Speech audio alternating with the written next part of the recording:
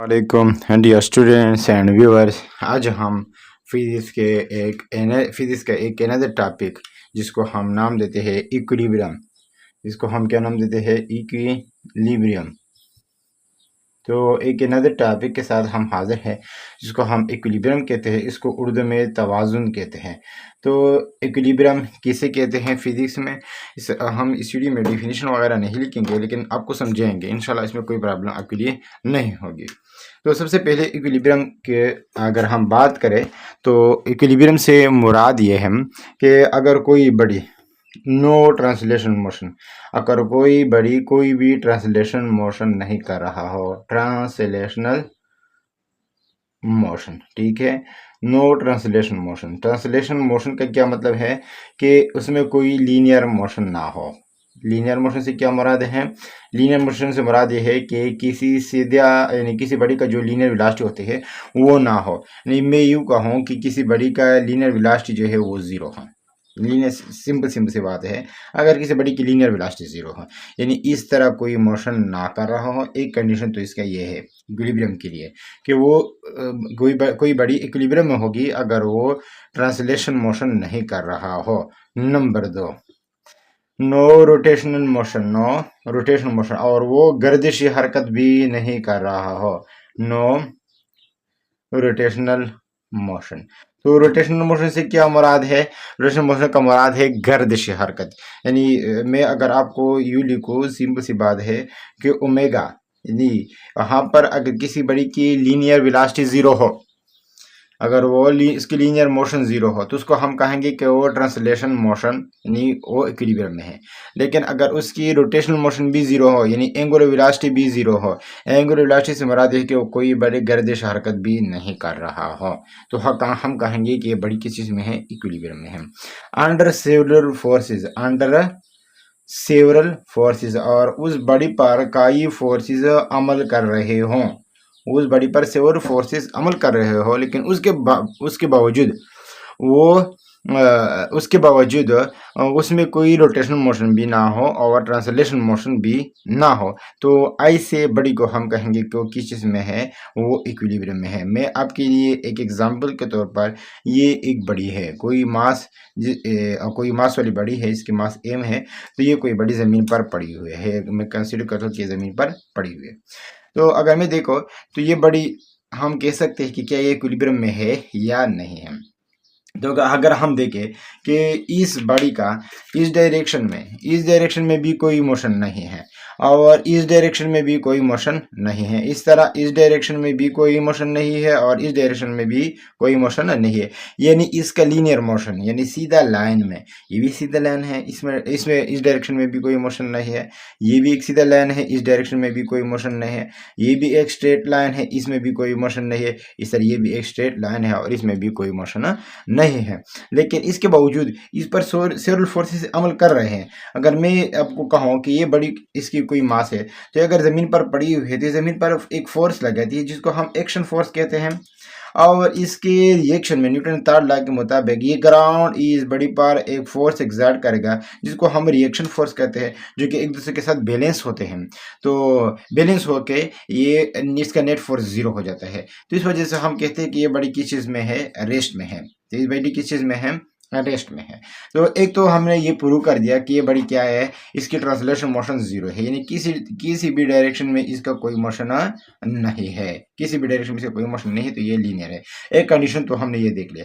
लेकिन अगर हम देखें कि ये बड़ी क्या कोई गर्दिश कर रहा है, तो हम देख सकते हैं कि इस बड़ी का कोई गर्दिश मोशन भी नहीं है किसी भी डायरेक्शन में। ना तो इस डायरेक्शन में कोई गर्दिश कर रहा है, इस डायरेक्शन में कोई गर्दिश कर रहा है, और ना ही इस डायरेक्शन में कोई गर्दिश कर रहा है। तो हम कहेंगे कि ये बड़ी किस चीज़ में है?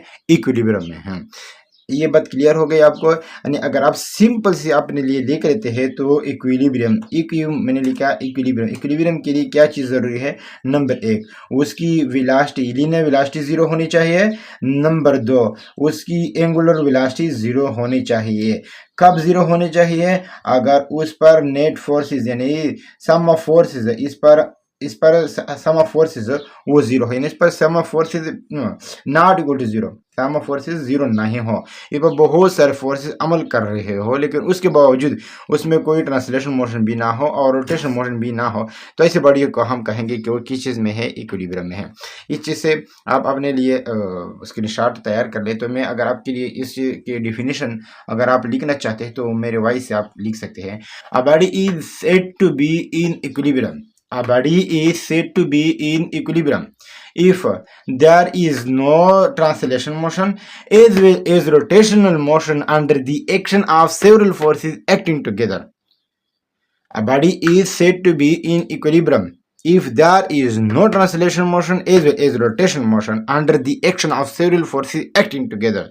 Such a body is said to be in equilibrium. इससे पहले तो मैंने कहा था कि body is said to be in equilibrium, लेकिन अगर वो अब स्टार्ट में ना कहे तो बाद में भी आप कह सकते हैं। तो इससे आप स्क्रीनशॉट ले लें।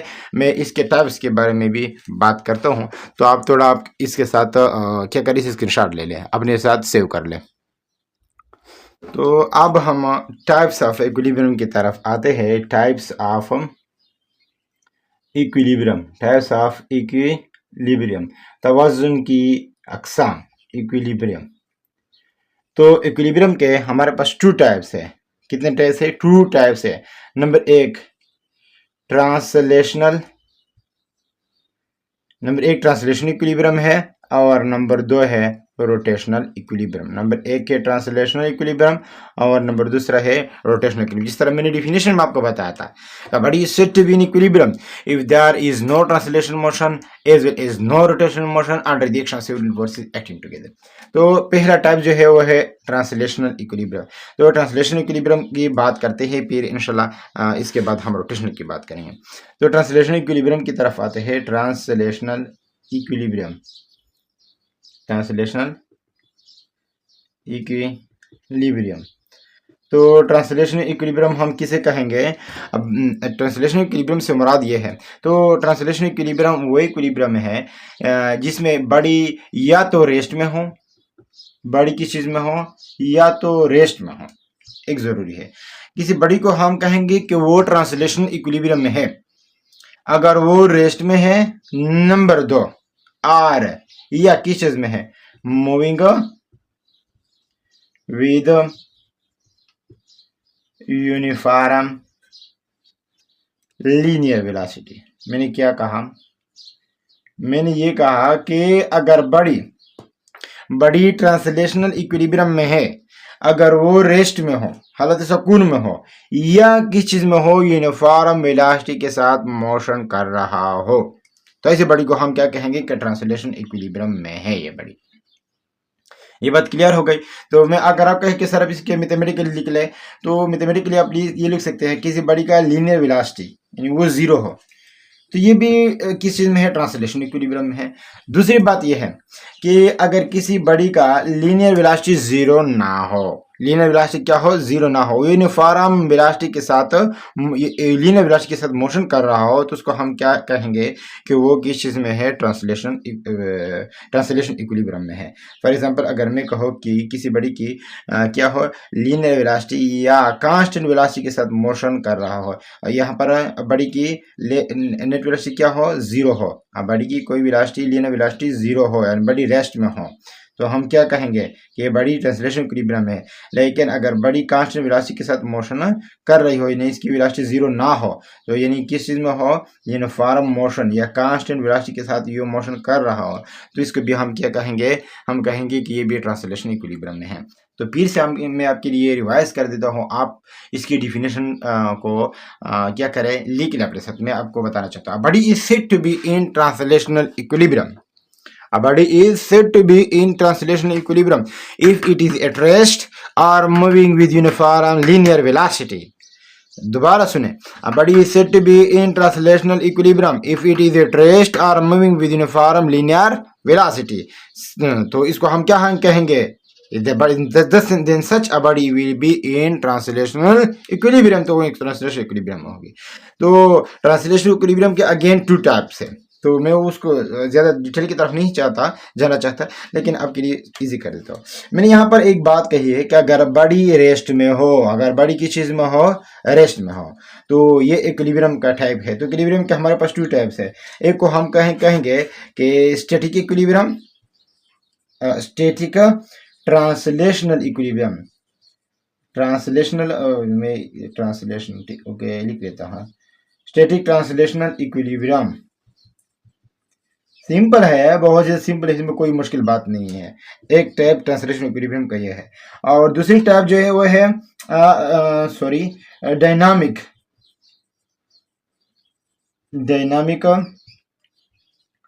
ट्रांसलेशनल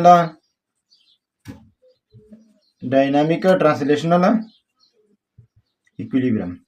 समझ आ रही है मेरी बात? आपको क्या मेरी बात समझ आ रही है? इंशाल्लाह आपको क्लियर होगा ये चीज़।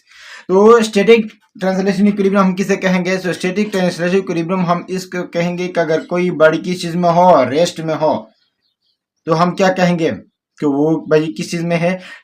स्टैटिक ट्रांसलेशन इक्विलिब्रियम है। लेकिन अगर कोई बॉडी मोशन कर रही हो और यूनिफॉर्म वेलोसिटी से मोशन कर रही हो, यूनिफॉर्म वेलोसिटी से, किसी बॉडी की अगर यूनिफॉर्म वेलोसिटी हो, तो हम कहेंगे कि वो किस चीज़ में है? डायनामिक ट्रांसलेशन इक्विलिब्रियम है। आप कहेंगे सर इसकी कोई डिफिनेशन बताएं, तो लिख ले अपने साथ। Static translation equilibrium. A body is said to be in static translation equilibrium if it is at rest. A body is said to be in translational equilibrium if it is at rest. तो dynamic equilibrium की sir क्या definition होगी? तो dynamic translation equilibrium की definition लिख ले। A body is said to be in dynamic translation equilibrium if it is moving with uniform linear velocity. Again सुन ले। A body is said to be in dynamic translational equilibrium if it is moving with uniform linear velocity. तो आप कहेंगे कि कोई example बताए, तो मैं आपके लिए एक एग्जाम्पल लिख लेता हूँ, उससे दोनों आ जाएंगे। For example, a stone lying on the roof, a stone lying on the roof. तो ये अगर कोई स्टोन है वो रूफ पर पड़ी हुई है, तो मैं आप कह सकते सर ग्राउंड पर भी लिख सकते हैं। नहीं, मैं ग्राउंड पर नहीं लिखना चाहता, इससे मेरा एक मकसद है। तो अगर कोई स्टोन रूफ पर पड़ा हुआ है, stone lying on the roof लिख रहे हैं, तो ओके आप यू करें कि आपने सिंपल कर दे, a book lying on the ground, a book lying on the table. तो ये क्या चीज, कौन से एग्जांपल में आ गई? स्टैटिक ट्रांसलेशन इक्विलिब्रियम में आ गया। तो अगर यू कहे कि stone falling from the roof, stone falling from, अगर ये स्टोन फॉल कर रहा है नीचे की तरफ, तो उसके पास क्या होगी? यूनिफॉर्म वेलोसिटी होगी, यूनिफॉर्म वेलोसिटी होगी। लेकिन कौन सी वेलोसिटी होगी? यूनिफॉर्म वेलोसिटी होगी, वो भी लीनियर। तो ये गर्दिश तो नहीं कर रहा है, यूनिफॉर्म लीनियर मोशन होगा। तो अगर यूनिफॉर्म इसके पास लीनियर मोशन है, तो इसको हम क्या कहेंगे? डायनामिक। तो हम क्या कहेंगे? Dynamic translation equilibrium. तो इसको हम नाम देते हैं डायनामिक ट्रांसलेशनल इक्विलिब्रियम। अगेन सुन ले, अगर कोई बुक या कोई स्टोन जमीन पर पड़ा हो, किसी कमरे के छत पर हो, या जहां कहीं पर भी हो पड़ा हो, तो उसको हम कहेंगे कि वो स्टैटिक ट्रांसलेशन इक्विलिब्रियम में है। लेकिन अगर कोई बड़ी कहीं से गिर रही है या किसी ग्राउंड पर यूनिफॉर्म वेलोसिटी के साथ मोशन कर रही है, तो उसको हम क्या कहेंगे? तो उसको हम कहेंगे, लेकिन जरूरी है उस मोशन का कौन सा होना चाहिए? यूनिफॉर्म होना चाहिए। तो उसको हम कहेंगे कि वो किस चीज में है? डायनामिक ट्रांसलेशनल इक्विलिब्रियम में है। इसके बाद मैं आपको रोटेशनल के भी टाइप्स बताता हूँ। रोटेशनल का डिफिनेशन जो है वो भी आपके साथ वाज़ेह करना चाहता हूँ। आप पहले इसका स्क्रीनशॉट ले लें और अपने साथ सेव कर लें। तो अब हम टेस्ट ऑफ इक्विलिब्रियम में जो सेकंड टाइप है, जिसको हमने नाम दिया है रोटेशनल इक्विलिब्रियम। क्या नाम दिया है? Rotational equilibrium. इसको हमने नाम दिया है रोटेशनल इक्विलिब्रियम। तो इस रोटेशनल इक्विलिब्रियम को हम किस तरह डिफाइन करेंगे? सिंपल जिस तरह आपने सर किस चीज़ को डिफाइन किया, ट्रांसलेशन इक्विलिब्रियम को डिफाइन किया था, उसी तरह है रोटेशनल इक्विलिब्रियम। कोई प्रॉब्लम नहीं हुई इसमें, लेकिन सिर्फ एक चीज़ का फर्क है। वो क्या है सर बताए? तो बड़ी इज, अगर बड़ी किस चीज़ में हो? अगर बड़ी या तो रेस्ट में हो, बड़ी किस चीज़ में हो? या तो रेस्ट में हो, या बड़ी अगर रेस्ट में हो या अब कोई बड़ी रेस्ट में हो या अगर क्या हो, अगर बड़ी रेस्ट में हो तो उसको भी हम कहेंगे कि वो रोटेशनल इक्विलिब्रियम है। तो सर आपने तो कहा था कि अगर बड़ी रेस्ट में हो तो वो ट्रांसलेशनल इक्विलिब्रियम में भी है। वही बात है, अगर कोई बड़ी रेस्ट में है तो इसके पास ट्रांसलेशनल इक्विलिब्रियम भी है और इसके पास क्या है, रोटेशनल इक्विलिब्रियम भी है। ये दोनों की फॉर्म में है अगर कोई बड़ी किस चीज में हो, रेस्ट में हो। तो मैं कहता हूं कि ट्रांसलेशनल इक्विलिब्रियम से मुराद है अगर कोई बड़ी रेस्ट में हो तो वो भी ट्रांसलेशनल इक्विलिब्रियम में है, लेकिन अगर कोई बड़ी मोशन कर रही हो तो वो भी ट्रांसलेशन इक्विलिब्रियम होगी। लेकिन मोशन कौन, किस किस्म की मोशन हो, मूविंग। अगर कोई बड़ी नंबर 2 सेकंड जो थिंग है, चीज है या पॉइंट है, वो ये है कि मूविंग विद, वहां पर मैंने कहा था ट्रांसलेशन इक्विलिब्रियम में moving with uniform linear velocity. आप वीडियो को रिवाइज प्रीवियस की तरफ ले जाए, वीडियो को पीछे की तरफ ले जाए तो आपको इस चीज की ये चीज क्लियर हो जाएगा। अगर बड़ी रेस्ट में हो या moving with uniform, moving with uniform, uniform का मतलब है कांस्टेंट समझ लें यहाँ पर, लेकिन कांस्टेंट यूनिफॉर्म में भी थोड़ा फर्क है, लेकिन आप अपने सिंप्लीफिकेशन के लिए आप यूनिफॉर्म ही लिख लें। Moving with uniform angular velocity, moving with uniform angular velocity. तो अगर कोई बड़ी रेस्ट में हो, यानी किसी बड़ी का क्या हो, वेलोसिटी जीरो हो, लेकिन कोई किस किस्म की वेलोसिटी जीरो हो, एंगुलर वेलोसिटी जीरो हो। एक बात तो ये मैंने बता दी, अगर किसी बड़ी की एंगुलर वेलोसिटी जीरो हो तो फिर भी वो किस चीज में है, ट्रांसलेशनल इक्विलिब्रियम में है। सर दूसरी बात क्या है, दूसरी बात यह है कि किसी बड़ी की एंगुलर वेलोसिटी जीरो ना भी हो तो ये क्या किस किस्म की बात हो गई, तो इसकी ये बात यह हो गई कि अगर वो कांस्टेंट वेलोसिटी के साथ गर्दिशी मोशन कर रहा है तो वह बड़ी भी किस चीज में है, ट्रांसलेशन इक्विलिब्रियम में है। नहीं, अगर किसी बड़ी की एंगुलर वेलोसिटी जीरो हो तो वो बड़ी किस चीज में है, रोटेशनल इक्विलिब्रियम है। लेकिन अगर किसी बड़ी की यूनिफॉर्म एंगुलर वेलोसिटी जीरो के बराबर ना हो, यानी कोई वेलोसिटी हो जीरो के बराबर ना हो, यानी वो किस चीज से हो, वो moving with uniform angular velocity, अगर कोई बड़ी यूनिफॉर्म एंगुलर वेलोसिटी के साथ मोशन कर रहा है तो उसको भी हम क्या कहेंगे कि रोटेशनल इक्विलिब्रियम है। तो सर क्या रोटेशनल इक्विलिब्रियम की भी कोई टाइप्स है? हाँ, रोटेशनल इक्विलिब्रियम की भी टाइप्स है। इससे पहले इसकी डिफिनेशन अपने साथ नोट कर ले। तो इसकी डिफिनेशन क्या होगी, a body is said to be in rotational equilibrium. दोबारा सुने, a body is said to be in rotational equilibrium if it is at rest or moving with uniform angular velocity. A body is said to be in rotational equilibrium if it is at rest or moving with uniform angular velocity. तो इसको हम क्या कहेंगे कि वो किस चीज में है, रोटेशनल इक्विलिब्रियम में है।